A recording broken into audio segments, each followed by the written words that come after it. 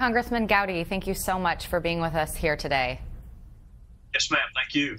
So the president signed the budget deal just this morning, which means you probably had a very late night last night. So why don't you tell us what happened in the wee hours of the morning? Well, we had a procedural vote at about 4, and then mercifully, debate was shortened, so we didn't have to listen to a lot of debate on it. And we voted and got off the floor about 5:20 a.m. and went straight to the airport. So 2 vote series, but we got it done. I wish we'd gotten it done before the technical shutdown, but that's more on the Senate than on the House. So, and what did lead to that shutdown? I think I got a news alert at 12:01 on my phone saying the government had shut down. Obviously, we know now that that's not the case any longer. What led up to that shutdown? What was the major factor? Well, there were 2 factors, and I want to be fair to both sides. You know, the Senate rules are different, and senators are allotted a certain amount of time to speak on matters. And Senator Paul from Kentucky decided to take his time. He's entitled to do that.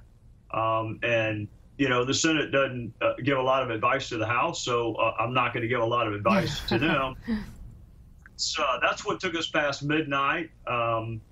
Now, what occupied a good part of the week was, you know, Minority Leader Pelosi wanted some promises, some assurances from Speaker Ryan with respect to DACA, and Paul has committed to have a process and a vigorous and full debate, but they're in the minority for a reason, so they don't get to set the agenda. And Paul's a really fair guy, but for some reason she wanted to talk for 8 hours nonstop. We don't have filibusters in the House. Only 2 people get to talk that long. One's the Speaker and one's the Minority Leader.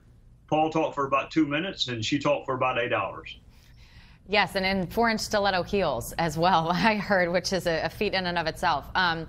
Curious your take on the role of the House Freedom Caucus and the internal debate in the GOP leading up to this vote about how much it costs and whether or not, as you know, Senator Rand Paul, that was part of his whole concern, was that the GOP had kind of left its principles in signing on to something that increased government deficits so much. What's your view on that, and how did the House Freedom Caucus eventually come to support this budget deal? Well, I think it's great that we have a conference that's kind of a cacophony of voices. We have defense hawks who understandably and justifiably want our military spending to increase. And we have fiscal hawks, and the Freedom Caucus, you know, Mark Meadows, Jimmy Jordan, the rest of them.